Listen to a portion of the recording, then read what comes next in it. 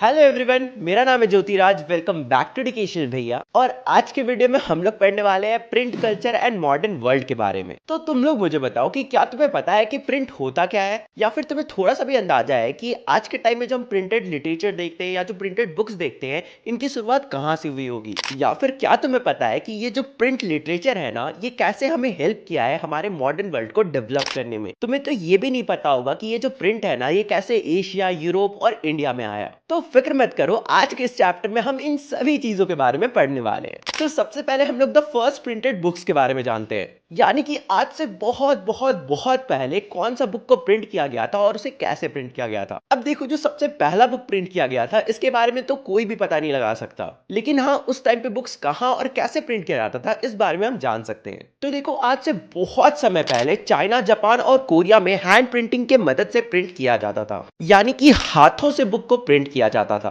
और ये प्रोसेस बहुत ही ज्यादा हार्ड होता था, क्योंकि आज के टाइम में तो मशीन है, एक बार में हम 100, 200, 300 बुक्स तक प्रोड्यूस कर सकते हैं। लेकिन वही इंसान जब हाथों से बुक को प्रिंट कर रहा है, तो उसे एक बुक को प्रिंट करने में काफी हफ्ते या महीने भी लग सकते हैं। पता है, 594 एडी के बाद चाइना में जो बुक्स है, उन्हें रबर पेपर में प्रिंट किया जाता था। तुम लोग स्क्रीन पे देख ही पा रहे होगे कि कैसे इंक वुड ब्लॉक के अगेंस्ट रबर पेपर को रख के प्रिंटिंग किया जाता था। ये एक ट्रेडिशनल मेथड होता था, जिसमें चाइनीज बुक को फोल्ड और स्विच किया जाता था साइड बाय साइड, जिससे बहुत ही एक्यूरेसी से बुक्स को डुप्लीकेट किया जाता था। यानी कि जब एक बुक प्रिंट हो गया, तो उसको डुप्लीकेट करने के लिए, यानी कि उसी बुक जैसा और बुक्स बनाने के लिए, वो लोग इस प्रोसेस को फॉलो करते थे। और ये काम करने के लिए बहुत ही स्किल्ड क्राफ्टमैन की जरूरत होती थी, जो कि बहुत ही ब्यूटीफुली कैलीग्राफी को परफॉर्म करते थे। तो चलो, हमने ये तो जान लिया कि बहुत पहले जो बुक्स को प्रिंट किया जाता था, उन्हें कैसे प्रिंट किया जाता था और कहां प्रिंट किया जाता था। लेकिन अब हम लोग जानना स्टार्ट करते हैं कि कैसे ये प्रिंट कल्चर पूरे दुनिया तक फैलना स्टार्ट हुआ। तो तुम लोग यकीन नहीं करोगे, लेकिन इसका मेन रीजन है सिविल सर्विस एग्जामिनेशन, जो कि चाइना में कंडक्ट कराया जाता था। तो इस एग्जामिनेशन को कंडक्ट कराने के लिए प्रिंट कल्चर का बहुत ज्यादा इंपॉर्टेंट रोल था, क्योंकि इस एग्जामिनेशन की जो टेक्स्ट बुक थे ना, उन्हें प्रिंट करवाया जाता था under the sponsorship of imperial state. और 16th सेंचुरी आते आते जो नंबर ऑफ कैंडिडेट्स थे ना, वो और भी ज्यादा बढ़ते चले गए, जिसके कारण जो प्रिंट वॉल्यूम था ना, वो भी और भी ज्यादा बढ़ते चला गया। अब ऑब्वियस सी बात है, नंबर ऑफ स्टूडेंट्स बढ़ेंगे तो प्रिंट करना भी ज्यादा बढ़ जाएगा, ज्यादा प्रिंट की जरूरत होगी। तो इसी तरह से प्रिंट कल्चर को बूस्ट मिला। लेकिन अब 17th सेंचुरी आते आते जो प्रिंट कल्चर था ना, वो बस स्टूडेंट्स तक सीमित नहीं रहा, यानी कि जो प्रिंट कल्चर था ना, वो और भी ज्यादा डाइवर्सिफाइड हो गया, और भी ज्यादा बढ़ते चला गया। अब ये सिर्फ स्टूडेंट्स और स्कॉलर ऑफिशियल तक सीमित नहीं था, बल्कि जो मर्चेंट्स थे और जो ट्रेडर्स थे ना, वो भी प्रिंट कल्चर को अपने डेली लाइफ में यूज करने लगे, अपना अकाउंटिंग यानी कि खाता मेंटेन करने के लिए। और तो और 17th सेंचुरी में ही जो रीडिंग था ना, वो एक लीजर एक्टिविटी बन गया, मतलब लोगों को पढ़ने में बहुत ज्यादा मजा आने लगा। और इसलिए पोएट्री, ऑटोबायोग्राफीज, लिटरेचर मास्टरपीस और रोमांटिक प्लेस टाइप के बहुत सारे बुक बहुत अमाउंट में बिकने लगे, और लोग इन्हें पढ़ के एंजॉय करने लगे। थर्ड पॉइंट, बहुत सारी अमीर औरतें इन बुक्स को पढ़ना भी स्टार्ट कर दी, और तो और बहुत सारी रिच वुमेन्स अपनी खुद की पोएट्री और प्लेस को भी लिखना स्टार्ट कर दी। फोर्थ पॉइंट, स्कॉलर ऑफिशियल्स की जो वाइफ थी ना, उन्होंने भी अपने लाइफ के बारे में लिखना स्टार्ट कर दिया। इन 4 चेंजेस को याद रखना जो 17th सेंचुरी में आया था, तुम्हारे एग्जाम में आ सकता है। अब देखो, वो तो था 17th सेंचुरी का बात। अब हम लोग जान लेते हैं कि 19th सेंचुरी आते आते प्रिंट कल्चर का क्या हुआ। देखो, अब तक तुम्हें समझ में आ गया होगा कि जो चाइना था ना, वो बहुत ज्यादा इंपॉर्टेंट पार्ट था इस प्रिंट कल्चर का, क्योंकि चाइना में ही प्रिंट कल्चर बहुत हाई अमाउंट में बढ़ना स्टार्ट हुआ था। इसलिए 19th सेंचुरी आते आते जैसे जो वेस्टर्न पावर्स है ना, वो चाइना में आए, उन्होंने हैंड प्रिंटिंग को मैकेनिकल प्रिंटिंग में कन्वर्ट कर दिया। और चाइना में एक जगह है जिसका नाम है संघाई, वो प्रिंट कल्चर का एक न्यू हब बन गया। तो यहाँ तक तुम्हें ज्योति भैया ने ये बताया कि प्रिंटिंग का शुरुआत किस तरह से हुआ था, पहले बुक्स किस तरह से प्रिंट किए गए थे, और किन किन जगहों पे प्रिंटिंग का शुरुआत हुआ था। अब मैं तुम्हें बताऊंगा कि प्रिंटिंग कल्चर जापान में कैसे आया, यानी कि जापान में प्रिंटिंग का शुरुआत कैसे हुआ। तो सबसे पहले जापान में प्रिंटिंग का इंट्रोडक्शन तब हुआ जब चाइना के कुछ बुद्धिस्ट मिशनरी जापान आए, और उन्होंने 768 एडी से 770 एडी के बीच में हैंड प्रिंटिंग को जापान में इंट्रोड्यूस करवाया। और अभी जापान में सबसे ओल्डेस्ट प्रिंटेड बुक का जो रिकॉर्ड है हमारे पास, उसके हिसाब से जापान का पहला प्रिंटेड बुक जो था, उसका नाम था द बुद्धिस्ट डायमंड सूत्रा, जो कि 868 एडी में प्रिंट हुआ था। जिस बुक के अंदर 6 शीट्स थे, जिसके अंदर टेक्स्ट लिखा हुआ था, और साथ ही साथ उसमें कुछ वुड कट इलस्ट्रेशंस भी थे, यानी कि वुड के ऊपर कार्व करके कुछ डिजाइन्स या फिर इमेजेस बनाए गए थे। और उसके अंदर जो इमेजेस थे वो टेक्सटाइल के ऊपर प्रिंट किए गए थे, यानी कि कपड़े के ऊपर इमेजेस को प्रिंट किया गया था। और उस समय प्लेइंग कार्ड्स यानी कि ताश के पत्तों को बनाने में, और साथ ही साथ करेंसी नोट्स को बनाने में भी प्रिंटिंग का यूज किया जाने लगा था। और 19th सेंचुरी में जापान का जो अर्बन रीजन था, यानी कि टोक्यो जो कि जापान का आज कैपिटल है, वहां पे जो लोगों का ग्रुप होता था वो लोग अक्सर अपने कल्चर को, अपने पेंटिंग्स को, वहां के आर्टिस्ट और वहां के जो टी हाउस गैदरिंग्स होते थे, यानी कि लोग जब आपस में मीटिंग वगैरह करते थे, इन सारी चीजों को पेंटिंग के थ्रू वहां के लोग डिपिक्ट करना चालू कर दिए। कुछ इस तरह से जापान में प्रिंट कल्चर एस्टैब्लिश हुआ। तो ये था जापान का स्टोरी। अब हम लोग देखते हैं कि यूरोप में किस तरह से प्रिंटिंग कल्चर फैला। तो जैसा कि तुम्हें पता है, सबसे पहले पेपर चाइना में बनाया जाता था। फिर वो जो चाइनीज पेपर था वो यूरोप किस तरह पहुंचा, तो वो पहुंचा सिल्क रूट के थ्रू। और उस पेपर के यूरोप पहुंचने के बाद से ही यूरोप में मैन्युस्क्रिप्ट्स बनना चालू हुए। तो मैन्युस्क्रिप्ट्स क्या होते थे? तो बेसिकली जो चाइना से पेपर आता था यूरोप में, उसके ऊपर कुछ भी जो टेक्स्ट लिखा जाता था या कोई भी इंफॉर्मेशन पेपर के ऊपर लिखा जाता था हाथ से स्क्राइब का यूज करके, तो उसी चीज को मैन्युस्क्रिप्ट्स बोला जाता था। तो उस समय पे यूरोप में मार्को पोलो नाम के एक एक्सप्लोरर हुआ करते थे। बेसिकली वो वर्ल्ड ट्रैवल करते थे और अलग अलग जगह से इंफॉर्मेशन इकट्ठा किया करते थे। तो वो 1925 में चाइना विजिट करने के बाद इटली वापस आते हैं और वहां से वो अपने साथ किस चीज का नॉलेज लेके आते हैं? वो है वुडन ब्लॉक प्रिंटिंग का। और इस तरह से इटली में भी बुक्स प्रोड्यूस होने लगे वुडन ब्लॉक प्रिंटिंग का यूज करके।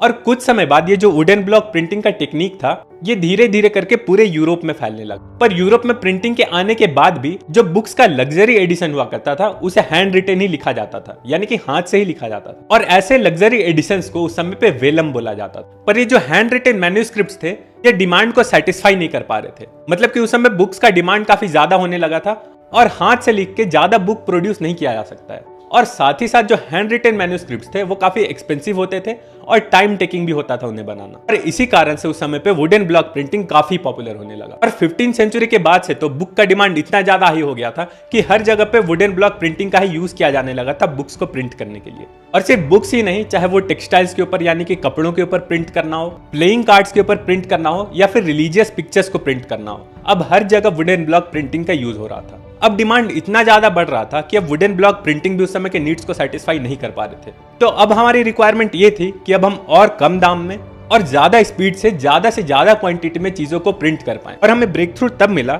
जब स्ट्रासबर्ग जर्मनी में जोहान गुटेनबर्ग नाम के एक व्यक्ति ने प्रिंटिंग प्रेस को डेवलप किया। और प्रिंटिंग प्रेस का पहली बार डेवलपमेंट 1430 में हुआ था। तो अब हमें गुटेनबर्ग और उनके प्रिंटिंग प्रेस की स्टोरी को पढ़ना है, यानी कि गुटेनबर्ग ने प्रिंटिंग प्रेस को कैसे इन्वेंट किया, उसका प्रोसेस क्या था, इस चीज के बारे में हमें पढ़ना है।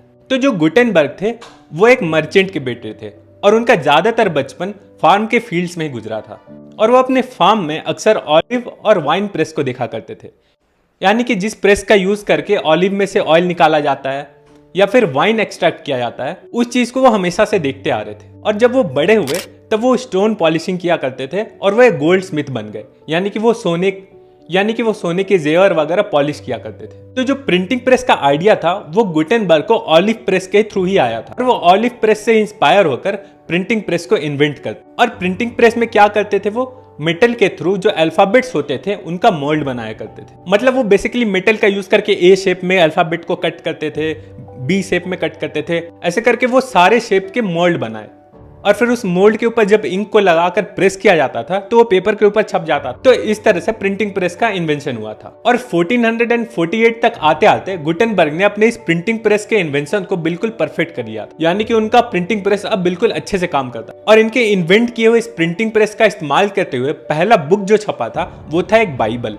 और इस बाइबल के टोटल 180 कॉपी छापे गए थे और ये 180 कॉपीज बनाने में टोटल 3 साल का वक्त लगा था। और उस जमाने के हिसाब से ये काफी फास्ट भी हुआ करता था, मतलब कि 3 साल में 180 कॉपीज बनाना काफी फास्ट प्रोसेस माना जाता था उस समय पे। जैसा कि मैंने बताया कि उनके प्रिंटिंग प्रेस में मोल्ड्स बनाए जाते थे अल्फाबेट्स के, तो वो मोल्ड्स अब लेड के बनाए जाने लगे थे। और इन मोल्ड्स में कुछ वेरिएशन भी आते थे, जैसे कि उसमें कुछ डिजाइन बना दिया गया अल्फाबेट के अलावा, उसमें स्पेस दे दिया गया छोटा छोटा, उसमें स्पेस दे दिया गया थोड़े थोड़े जगह पे, ताकि जो प्रिंटिंग वो थोड़ा सुंदर दिखे और अलग अलग डिजाइन में प्रिंट किया जा सके। और जो बुक खरीदने वाला व्यक्ति होता था वो बहुत बार चूज कर सकता था कि उसे किस टाइप का डिजाइन चाहिए बुक के ऊपर और किस टाइप का इलिस्ट्रेशन चाहिए। और इस प्रिंटिंग प्रेस के इन्वेंशन के बाद लगभग 100 साल के पीरियड में, यानी कि 1450 से लेके 1550 के इस बीच में यूरोप के बहुत सारे कंट्रीज में बहुत सारे प्रिंटिंग प्रेस सेटअप किए गए। जो जर्मनी के प्रिंटर्स थे वो यूरोप के अलग अलग कंट्रीज में जाया करते थे और वहां पे प्रिंटिंग प्रेसेस को सेटअप किया करते थे। और प्रिंटिंग प्रेस के इन्वेंशन के बाद से ही बुक प्रिंटिंग का कल्चर काफी ज्यादा बढ़ा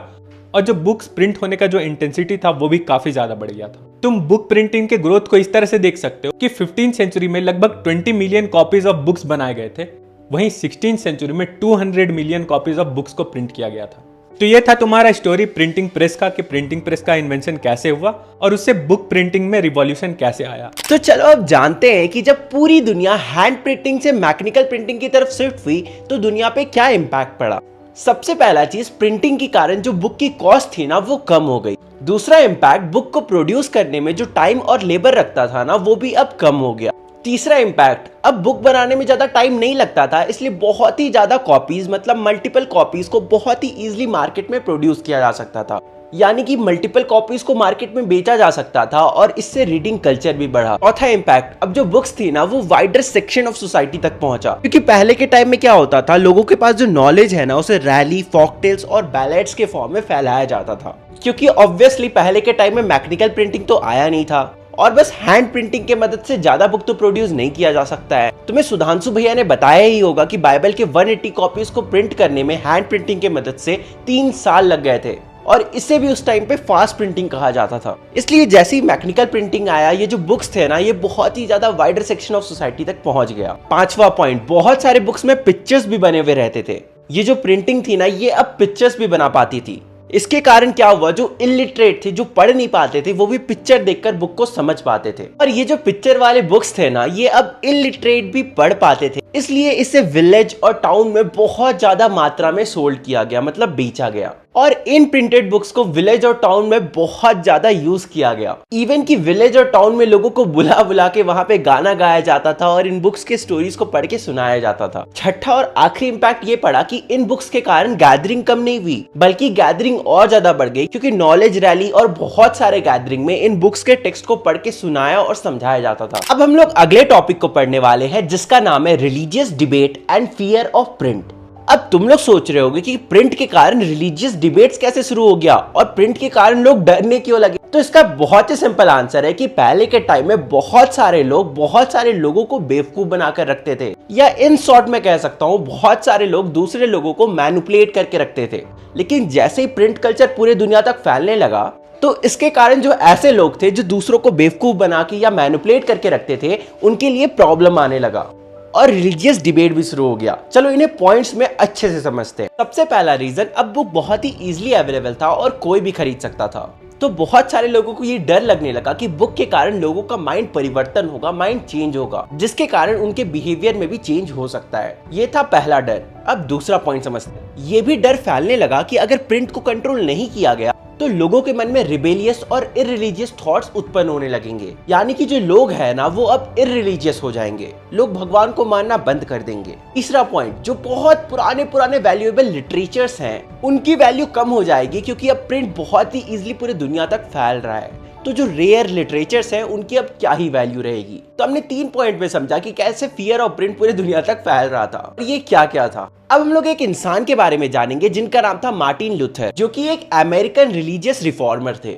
और 1517 में इन्होंने 95 थीसिस ऑफ बुक प्रोड्यूस करा और 1517 में इन्होंने 95 थीसिस लिखा और इन सारी थीसिस में ये क्रिटिसाइज कर रहे थे practices and rituals of Roman Catholic church. और ये सारी 95 थीसिस में ये क्रिटिसाइज कर रहे थे practice and rituals of Roman Catholic church को। हमारे जो मार्टिन लूथर थे ना वो अपने पॉइंट्स को लेके इतना ज्यादा कॉन्फिडेंट थे कि उन्होंने अपने बुक को एक चर्च के डोर पे जाके रख दिया और वो चर्च था विटनबर्ग में।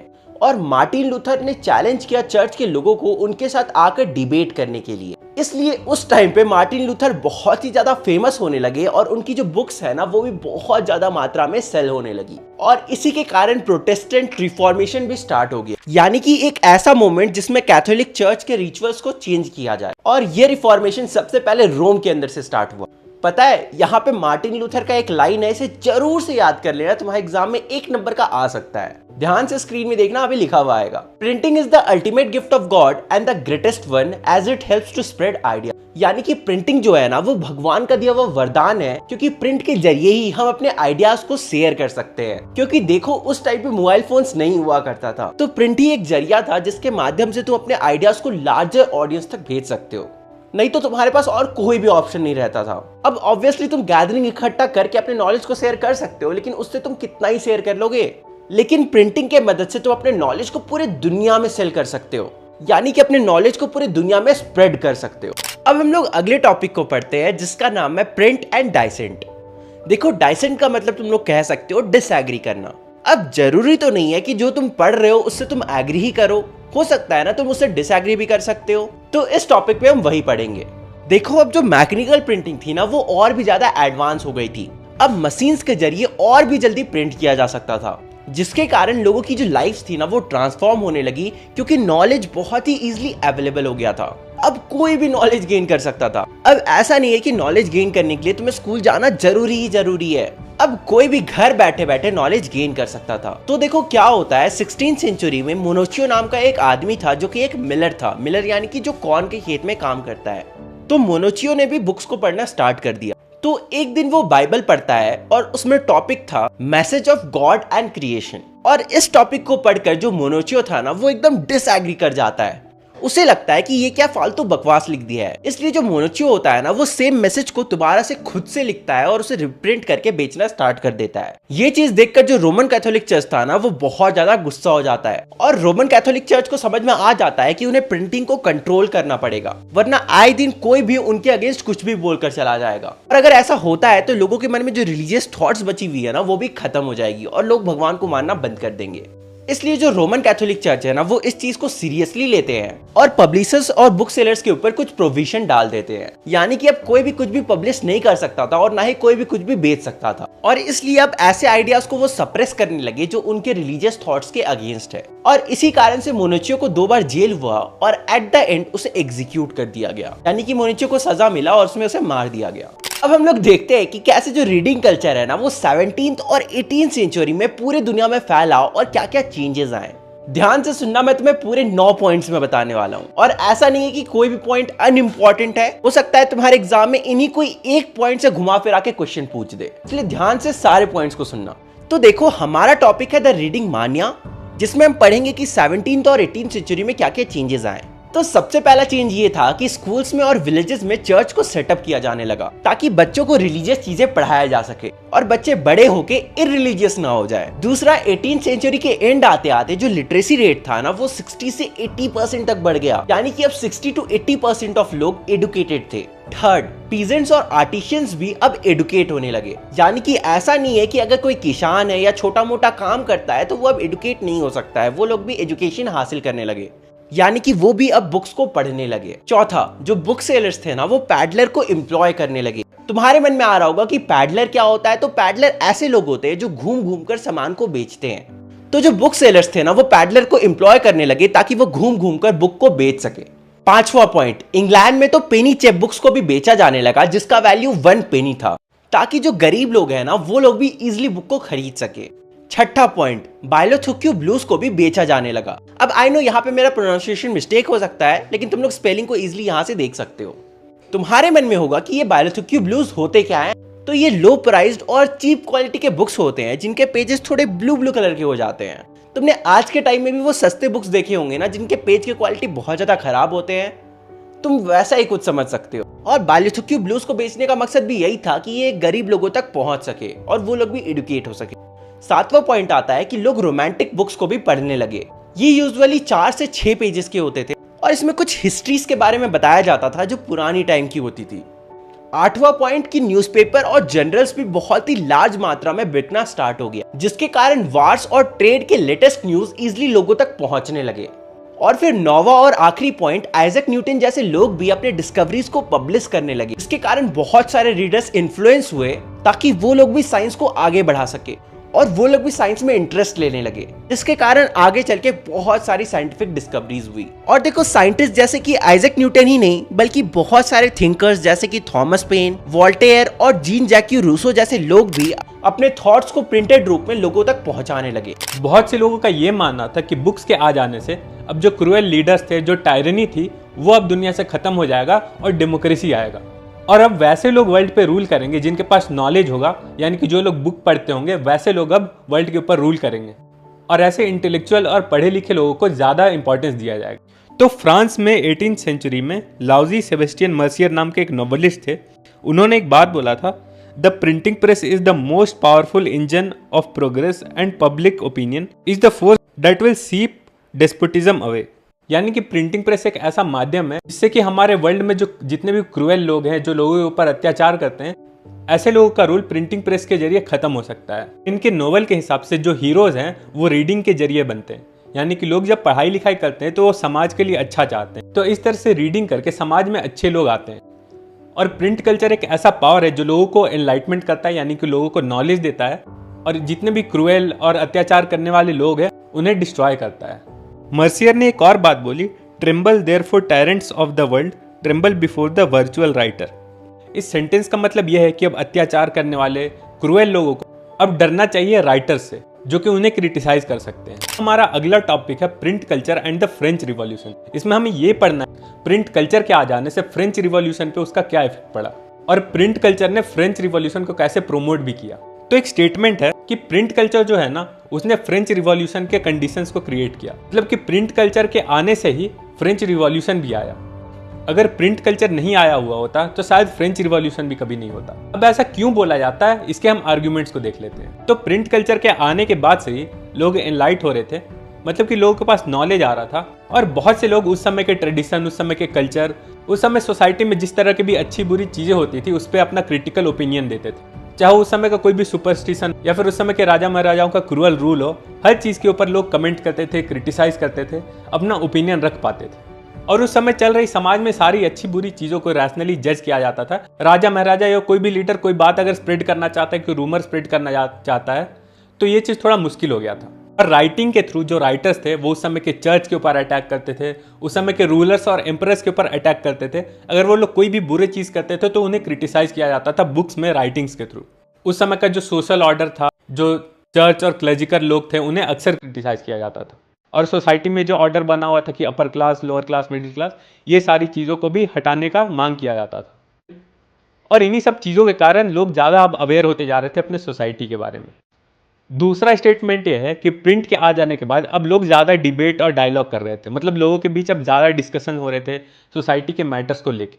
प्रिंट कल्चर के आ जाने के बाद किसी भी इंस्टीट्यूशन के अंदर कोई नया रिफॉर्म आता था या कोई नया लॉ आता था तो उसे डिस्कस किया जाता था, उसे क्रिटिसाइज किया जाता था या प्रमोट किया जाता था, उसके बारे में डिस्कशन होता था समाज में, क्योंकि राइटर्स उन चीज़ों के बारे में लिखा करते थे और लोग उन्हें पढ़ के आपस में डिस्कस करते थे। और प्रिंट के कारण ही लोगों का जो पहले से धारणा बना हुआ था कि हमारे रूलर होंगे, वो हमें रूल करेंगे, तो ये सारी जो बिलीफ थी ना, अब ये भी धीरे धीरे डिस्ट्रॉय होने लगा था। लोग इन चीज़ों को क्वेश्चन करने लगे थे, लोगों के अंदर अब क्रिटिकल थिंकिंग आने लगी थी। और इन्हीं सारी चीज़ों के कारण लोगों के अंदर सोशल रिवॉल्यूशन का भी आइडिया आया कि अब हमें समाज में बदलाव की ज़रूरत है। और 1780s में बहुत सारे ऐसे लिटरेचर और ऐसे राइटिंग्स आ रहे थे जो उस समय के रॉयल्टी को क्रिटिसाइज कर रहे थे। रॉयल्टी यानी उस समय के जो राजा महाराजा, जो रॉयल लोग होते थे, उन्हें क्रिटिसाइज किया जा रहा था और उनके मोरालिटी को भी क्रिटिसाइज किया जा रहा था। यानी कि वो समाज के लिए अच्छा चाहते भी है या नहीं, या सिर्फ वो अपना फायदा देखना चाहते हैं, इस चीज़ को अब पॉइंट आउट किया जाने लगा था। पहले लोगों को जो बोला जाता था मान लेते थे, लेकिन प्रिंट कल्चर के आ जाने के बाद, जब से बुक्स वगैरह लिखने लगे गए थे, जब से राइटिंग्स वगैरह आने लगे थे, लोग हर चीज़ को क्रिटिसाइज कर रहे थे, हर चीज़ को क्वेश्चन कर रहे थे, चाहे वो एम्प्रेस की मोरालिटी ही क्यों ना हो। कार्टून्स के जरिए, टेक्स्ट के जरिए लोगों तक अब ये बात पहुंचाई जा रही थी कि जहां एम्परर और रूलर्स लोग अपना लाइफ को बहुत ही इंजॉय करते हैं, वहीं जो कॉमन लोग हैं उन्हें दब के रहना पड़ता है, उन्हें अपने डेली लाइफ में बहुत सारी परेशानियां झेलनी पड़ती, वो अपने जीवन को अच्छे से जी भी नहीं पाते हैं। और इन्हीं सब चीज़ों के कारण लोग मोनार्की को क्वेश्चन करने लगे। लोगों को ऐसा अब रियलाइज होने लगा था कि अब हमें किसी रूलर के अंदर, किसी एम्परर के अंडर रहने की जरूरत नहीं है, अब हम इंडिपेंडेंट भी रह सकते हैं। तो इस तरह से जो प्रिंट कल्चर था, यानी कि बुक्स प्रिंट का जो कल्चर था, राइटिंग्स का जो कल्चर था, इन सब चीज़ों के कारण लोगों में अवेयरनेस आ रही थी। और जब लोग अवेयर होते हैं तभी वो किसी चीज़ को क्वेश्चन करते हैं, उनके साथ कुछ बुरा होता है तो उस चीज़ पे वो सवाल उठाते हैं। अगर लोगों के पास अवेयरनेस ही नहीं होगा तो उन्हें पता कैसे चलेगा कि उनके साथ कुछ बुरा हो रहा है। और प्रिंट कल्चर के आने के बाद लोग अवेयर होने लगे थे अपने लाइफ को लेकर के, अपने सोसाइटी में उनका क्या इंपॉर्टेंस है उस चीज़ को लेकर के, और इसी के कारण फ्रेंच रिवॉल्यूशन भी हुआ। तो अब हम देख लेते हैं कि प्रिंटिंग में और आगे क्या क्या इनोवेशंस हुए। तो मिड 19th सेंचुरी में फर्दर इम्बो नाम के एक व्यक्ति थे जिन्होंने पावर ड्रिवन सिलिंड्रिकल प्रेस का इनोवेशन किया था। और ये जो प्रेस था ये पहले के मुकाबले काफी ज्यादा एफिशिएंट और फास्ट था, और इस प्रेस का यूज करके एक घंटे में 8000 शीट्स प्रिंट किए जा सकते थे और ये प्रेस काफी यूजफुल था न्यूज़पेपर्स को प्रिंट करने के लिए। और फिर आगे चल के ऑफसेट प्रिंटिंग प्रेस का इन्वेंशन हुआ जो कि 6 डिफरेंट अलग अलग कलर्स के प्रिंट एक साथ कर सकता था। पेपर फिटिंग मेथड इंप्रूव हो गया, क्वालिटी ऑफ प्लेट्स इंप्रूव हो गए, automatic paper wheels, photo electric controls of colour, ये सारी चीजें अब प्रिंटिंग में इंट्रोड्यूस होने लगी। 1930 के ग्रेट इकोनॉमिक डिप्रेशन के समय जो पब्लिशर्स थे उन्हें डर था कि उनका बुक का सेलिंग कम हो जाएगा, यानी कि उनके कम किताबें बिकेंगी, तो वो सस्ते पेपर बैक एडिशंस बेचने लगे अपनी किताबों। देखो, हमने पूरे दुनिया जमाने के बारे में बात कर ही लिया, तो अब हम लोग इंडिया के बारे में बात कर लेते हैं। हम लोग ये जान लेते हैं कि इंडिया में कैसे प्रिंट कल्चर आया, और जब प्रिंट कल्चर नहीं आया था तब क्या इंडिया में रिटन टेक्स्ट बुक नहीं हुआ करते थे, और अगर उस टाइम पे रिटन टेक्स्ट बुक हुआ करते थे तो वो कैसे हुआ करते थे। तो देखो, जब इंडिया में प्रिंट कल्चर नहीं आया था उससे पहले इंडिया में मैन्युस्क्रिप्ट हुआ करते थे, और ये जो मैन्युस्क्रिप्ट हुआ करते थे ना, ये संस्कृत, अरेबियन और पर्शियन लैंग्वेज में अवेलेबल थे। देखो, और भी कुछ कुछ लैंग्वेजेस में अवेलेबल थे, लेकिन मेनली यही 3 लैंग्वेज थी, संस्कृत, अरेबियन एंड पर्शियन। ये जो मैन्युस्क्रिप्ट थी ना, इन्हें बहुत ही अच्छे से, बहुत ही ब्यूटीफुली पामली और हैंडमेड पेपर में बनाया जाता था, और इन मैन्युस्क्रिप्ट्स को 2 वुडन कवर के बीच में रखा जाता था। जैसे आज के जो बुक्स होते हैं ना, उनके जो कवर होते हैं वो भी काइंड ऑफ पेपर के ही होते हैं या कूट के होते हैं। उस टाइम पे जो मैन्युस्क्रिप्ट्स के कवर हुआ करते थे वो लकड़ी के होते थे, वुड के होते थे, और उन्हें अच्छे से साथ में बनाए रखने के लिए अच्छे से सिला जाता था, या फिर एक और अल्टरनेट मेथड था जिसमें उसे अच्छे से प्रेस डाउन किया जाता था, ताकि जो मैन्युस्क्रिप्ट्स है और जो वुडन कवर है ना, वो आस में चिपके रहे और मैन्युस्क्रिप्ट्स खोए ना। देखो, उस टाइम पे जो मैन्युस्क्रिप्ट्स थी ना, उनके कुछ प्रॉब्लम थे, कुछ डिसएडवांटेजेस भी थे। जैसे कि ये जो मैन्युस्क्रिप्ट्स हुआ करते थे ये बहुत ज्यादा एक्सपेंसिव हुआ करते थे। अब ऑब्वियस सी बात है, हाथों से बनाया गया एक मैन्युस्क्रिप्ट को बनाने में महीनों लग जाते होंगे, तो ये महंगे तो होंगे ही, और साथ में ये फ्रेगाइल भी थे। यानी कि ऑब्वियस सी बात है, इन बुक्स को बहुत ही अच्छे से मेंटेन करना पड़ता था। ऐसा नहीं कि तुम कहीं पे भी खोल के पढ़ना स्टार्ट कर दिए, क्योंकि पेजेस खोने का डर रहता था, फटने का डर रहता था, और इवन वो जो वुडन कवर्स है ना, उनका भी निकलने का डर रहता था। तो इसलिए उन्हें बहुत ही अच्छे से मेंटेन करके रखना पड़ता था और पढ़ना पड़ता था। तो पहला पॉइंट यही था कि ये जो मैन्युस्क्रिप्ट्स थे ये एक्सपेंसिव थे और फ्रेगाइल थे। दूसरा पॉइंट ये है कि इन मैन्युस्क्रिप्ट्स को कोई भी इजीली नहीं पढ़ सकता था। इन्हें पढ़ने के लिए बहुत ही हाईली एक्सपीरियंस प्रोफेशनल्स की जरूरत हुआ करती थी, जैसे कि उस टाइम के बाबा वगैरह हो गए। इसलिए ये जो मैन्युस्क्रिप्ट्स थी ना, इन्हें डेली लाइफ में यूज नहीं किया जाता था। अब हम लोग बात कर लेते हैं कि आखिर प्रिंट कल्चर इंडिया में कैसे आया और कैसे फैला। तो देखो, इंडिया में जो प्रिंट कल्चर है ना, वो गोवा से फैलना स्टार्ट हुआ ड्यू टू पोर्टुगीज पीपल। तो देखो क्या होता है, 16th सेंचुरी में जो क्रिश्चियन प्रिस्ट थे ना, वो कोंकणी लैंग्वेज सीखते हैं और कोंकणी लैंग्वेज में ही बुक को प्रिंट करना स्टार्ट कर देते हैं। इससे क्या होता है, 1674 आते आते पूरे इंडिया में 50 बुक्स को प्रिंट किया जा चुका था। और तो और कैथोलिक प्रिस्ट ने पहला तमिल बुक को 1579 में प्रिंट किया था, और पहला मलयालम बुक को 1713 में पब्लिश किया था, यानी कि प्रिंट किया था। और पता है, 1718 आते आते जेम्स हॉस्टन हिक्की ने बंगाल गैजेट नाम का एक मैगजीन को प्रिंट करना स्टार्ट कर दिया था, और ये जो मैगजीन था ना, ये वीकली मैगजीन था। हमारा अगला टॉपिक है religious reforms and public debates. Printing के आ जाने के बाद जब बुक्स और भी ज्यादा इजीली अवेलेबल होने लगी, तो अब ज्यादा से ज्यादा लोगों के पास नॉलेज पहुंच रहा था। इसी कारण से अब ज्यादा लोग पब्लिक डिबेट्स में पार्टिसिपेट कर पा रहे थे, लोग अपना ओपिनियन फॉर्म कर पा रहे थे तरह तरह की चीजों पे। तो उसी तरह से रिलीजन के ऊपर भी लोगों के अपने अपने ओपिनियन फॉर्म होंगे। उसके दौरान रिलीजियस डिबेट्स हुआ करते वह डिबेट्स हुआ करते थे रिलीजियस रिफॉर्म्स के ऊपर, जैसे कि कोई भी हिंदू ऑर्थोडॉक्स रिफॉर्म हो गया, जैसे कि विडो रिवोल्यूशन, जैसे कि सती प्रथा बोलते हैं, मोनोथिज्म, ब्राह्मणिकल प्रीस्टहुड, इस टाइप के जितने भी टॉपिक्स थे इनके ऊपर अक्सर डिबेट्स हुआ करते थे। और ये डिबेट्स और आइडियाज ज्यादा से ज्यादा लोगों तक पहुंच पाए, इसलिए इन चीजों को अब लोकल लैंग्वेज में भी प्रिंट किया जाता था। इसी तरह के रिलीजियस रिफॉर्म पे आवाज उठाने के लिए राजा राम मोहन रॉय ने संबित कवनी नाम का एक बुक पब्लिश किया था 1821 में, और उनके आर्गुमेंट्स को काउंटर करने के लिए उस समय के जो हिंदू ऑर्थोडॉक्स थे उन्होंने पब्लिश किया समाचार चंद्रिका। तो तुम देख पा रहे हो कि किस तरह से न्यूज़पेपर्स और बुक्स के जरिए लोग आपस में इनडायरेक्टली डिबेट कर रहे हैं। उस तरह से अलग अलग रिलीजन्स में, जैसे कि मुस्लिम्स में भी डिबेट्स हुआ करते थे, मुस्लिम्स के द्वारा भी कुछ बुक्स पब्लिश किया जाता था, जैसे कि एक पर्शियन न्यूज़पेपर था जमी जहान नाम और शमसूल अखबार, जो कि 1822 में पब्लिश किया जा रहा था। और इसी समय एक गुजराती न्यूज़पेपर गया है जिसका नाम था द बॉम्बे समाचार। उस समय के जो मुस्लिम लीडर्स थे वो काफी ज्यादा एंशियस थे मुस्लिम डायनेस्टीज के खत्म हो जाने से, और जब कॉलोनियल रूल आया तो उन्हें ये डर था कि कहीं मुस्लिम कल्चर बिल्कुल ही खत्म ना हो जाए, और उन्हें ऐसा डर था कि जो कॉलोनियल रूल आएगी वो उनके मुस्लिम लॉज के अंदर छेड़खानी करेगी और कन्वर्जन को प्रमोट करेगी, यानी कि हिंदू से मुस्लिम या बाकी दूसरे रिलीजन में कन्वर्ट कर रहे लोगों को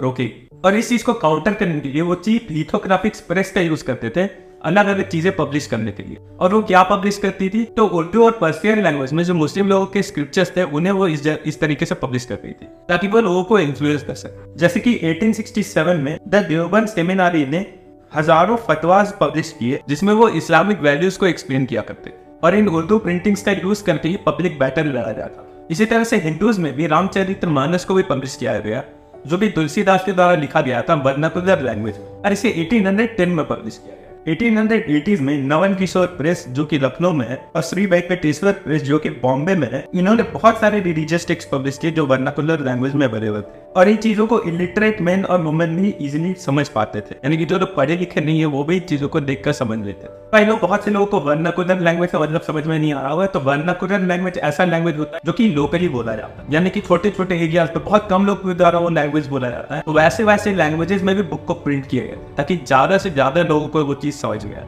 जो लोगों को हिंदी इंग्लिश जैसे बेसिक लैंग्वेज नहीं आते हैं पर उन्हें उनका लोकल लैंग्वेज आता है, तो वो लोग भी उस चीजों को पढ़ के समझ पाए। आई होप तुम्हें वर्नाकुलर लैंग्वेज का मतलब समझ में आ गया हो। और साथ ही साथ अब न्यूज़पेपर भी काफी ज्यादा पब्लिश होने लगे थे जो पूरे इंडिया में आइडियाज को फैलाते थे, चाहे वो न्यूज हो, चाहे वो रिलीजियस डिबेट्स हो, या फिर उस टाइम का जनरल नॉलेज हो, कोई भी चीज हो, न्यूज़पेपर के जरिए उस टाइम बहुत ही जल्दी स्प्रेड होता था पूरे इंडिया। तो अभी तक हम देख रहे थे कि सिर्फ बुक्स और न्यूज़पेपर ही प्रिंट किए जा रहे थे, और अब हम देखते हैं एक न्यू फॉर्म ऑफ पब्लिकेशन जो कि थे नॉवेल्स। और ये जो नॉवेल्स थे वो लोगों को एक नया एक्सपीरियंस देते थे, ह्यूमन लाइफ की डाइवर्सिटी के बारे में बताते थे। नॉवेल्स के अलावा कुछ और भी अलग अलग फॉर्म ऑफ लिटरेचर है जैसे कि lyrics, short story, essays on social and political matter. ये सारी चीजें अब रीडिंग के अंदर आने लगी थी और धीरे धीरे इन चीजों में भी लोगों का इंटरेस्ट जाने लगा। और प्रिंटिंग प्रेस के जरिए इमेजेस को प्रिंट किया जाने लगा था, तब बुक्स और न्यूज़पेपर ज्यादा इंटरेस्टिंग बन गए। और उस समय पे राजा रवि वर्मा जो थे वो काफी ज्यादा इमेजेस को प्रोड्यूस किया करते थे और उन्हें पब्लिश किया करते थे अपने आइडियाज को स्प्रेड करने के लिए ज्यादा से ज्यादा लोग। और अब चीफ प्रिंट्स में कैलेंडर भी आने लगे थे ताकि पुअर लोग भी उन चीजों को अफोर्ड कर पाए और अपने घर के वॉल्स को कैलेंडर से डेकोरेट कर पाए। 1870 आते आते अब न्यूज़पेपर में कार्टून्स भी पब्लिश होने लगे थे और ऐसे जर्नल्स पब्लिश होने लगे थे जो कि सोशल और पॉलिटिकल इश्यूज पे आवाज उठाते। अब हमारा अगला टॉपिक है वुमेन्स एंड प्रिंट। तो हम ये देखेंगे कि वुमेन्स का प्रिंट कल्चर में क्या पार्टिसिपेशन है। तो वुमेन्स की फीलिंग्स और लाइफ को भी अब पब्लिश किया जाने लगा। अब वुमेन्स के एजुकेशन पे जर्नल्स पब्लिश किए जाने लगे थे, तो इस चीज से अवेयरनेस स्प्रेड हो रही थी क्योंकि उस समय पर बहुत सी फैमिलीज लिबरल नहीं, मतलब कि उस समय वो लोग नहीं चाहते थे कि वुमेन्स पढ़ाई वढ़ाई। उस समय के हिंदूज को लगता था कि उस समय की जो पढ़ी लिखी औरतें हैं वो बहुत जल्दी विधवा हो जाती है, और मुस्लिम लोगों को लगता था कि उनकी औरतें अब उर्दू रोमांसेस को पढ़ने लगेंगी और वो करप्ट हो जाए। हमारे जीवन जो कि एक ऑटोबायोग्राफी थी जिसे 1876 में पब्लिश किया गया था, ये राजसुंदरी देवी का पहला फुल लेंथ ऑटोबायोग्राफी था जो कि बंगाली लैंग्वेज में पब्लिश किया गया। इसी तरह से और भी वुमेन राइटर्स थे जैसे कि कैलासिनी देवी, उन्होंने अपने एक्सपीरियंस को पब्लिश किया। उन्होंने बताया कि कैसे वुमेन्स को अपने ही घर में बंदी बना के रखा जाता है, कैसे उन्हें इग्नोर किया जाता है और उन्हें डोमेस्टिक वर्क करने के लिए फोर्स किया जाता है। हिंदी प्रिंटिंग बाद में आगे चल के 1870s में फेमस होना चालू हुआ, जबकि उर्दू, तमिल, बंगाली और मराठी का जो प्रिंट कल्चर काफी पहले ही डेवलप हो चुका।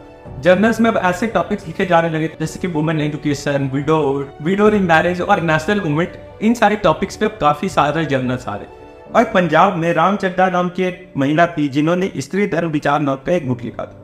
19th सेंचुरी में काफी सारे चीप बुक्स मार्केट में आने लगे थे, तो बुक्स इजीली अवेलेबल होने लगे थे। और 20th सेंचुरी आते आते पब्लिक लाइब्रेरी ऑफ कॉमर्स होते जा रहे थे और काफी एक्सपेंड कर रहे। और 19th सेंचुरी में ही काफी इंपॉर्टेंट टॉपिक्स पे बात किया जाने लगा था जैसे कि कास्ट डिस्क्रिमिनेशन। इन सारे टॉपिक्स पे ओपनली बुक्स लिखे जा रहे हैं, जैसे कि ज्योतिबा फुले का एक बुक था गुलामगिरी जो कि 1871 में पब्लिश किया गया। इसमें इंजस्टिस और कास्ट सिस्टम के बारे में बात किया गया। इसी तरह से सच्ची कविताएं नाम का एक किताब था जो कि कानपुर के मिड वर्कर्स के द्वारा लिखा गया था। इसी तरह से बी आर अम्बेडकर और ईडी रामास्वामी ने कास्ट के ऊपर बुक्स को लिखा था। एक और बुक का एग्जाम्पल लो, छोटे और बड़े का सवाल जो कि 1838 में लिखा गया था काशीबा के द्वारा। इसमें लोअर क्लास का एक्सप्लॉयटेशन के बारे में बात किया गया। तो अब हमारा अगला टॉपिक है प्रिंट एंड सेंसरशिप। तो 1798 से पहले कॉलोनियल गवर्नमेंट इतना ज्यादा कंसर्न नहीं थी कि उनके बारे में क्या लिखा जा रहा है या क्या छापा जा रहा है, तो वो ज्यादा सेंसरशिप लगाती नहीं थी।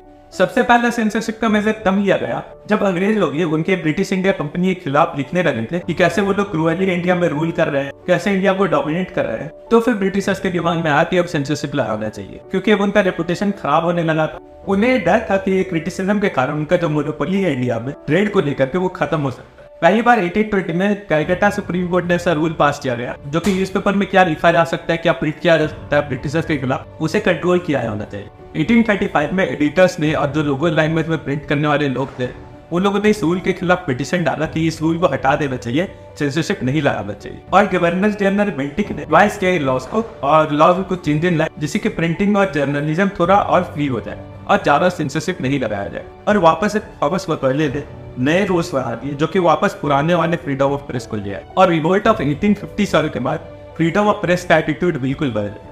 1857 के रिवोल्ट के बाद जो लोकल लैंग्वेजेस के न्यूज़पेपर थे वो नेशनल लेवल तक पहुंच चुके थे, और जो अंग्रेज लोग थे वो चाहते थे कि अब इन पे सेंसरशिप लगाया जाए, ये न्यूज़पेपर क्या छाप रहे ब्रिटिशर्स के अगेंस्ट उसे कंट्रोल किया। इसीलिए 1878 में वर्नाकुलर प्रेस एक्ट पास किया गया जो कि आयरिश प्रेस लॉज के ऊपर बेस्ड। और अब जो गवर्नमेंट थी वो हर एक वर्नाकुलर न्यूज़पेपर के ऊपर अपने नजर लगाए हुए थे कि वो लोग क्या छापते हैं उनके अगेंस्ट। और जब ब्रिटिशर्स को लगता था कि न्यूज़पेपर में जो चीज छापा जा रहा है वो लोगों को गलत तरीके से इन्फ्लुएंस कर रहा है, वो लोगों को भड़का रहा है अंग्रेजों के खिलाफ या फिर अंग्रेजों के अगेंस्ट को स्प्लिट कर रहा है, तो पहले तो वो न्यूज़पेपर पब्लिशर्स को वार्न करती थी, और अगर वो फिर भी नहीं मानते थे तो उनके प्रेस को सीज कर लिया जाता था। इतने सारे रिप्रेशन के बाद भी जितने भी नेशनल लेवल के न्यूज़पेपर्स थे वो सारे अपने प्रिंटिंग को कंटिन्यू करते रहे, और वो कंटिन्यूसली गवर्नमेंट के अगेंस्ट प्रिंट करते रहे, और वो हमेशा अंग्रेजों के मिसरूल और मिसकंडक्ट के अगेंस्ट छपते रहते थे। और इन्हीं न्यूज़पेपर के कारण 1807 में रिवोल्ट हुआ था जब पंजाब के रिवॉल्यूशनरीज को डिपोर्ट कर दिया गया।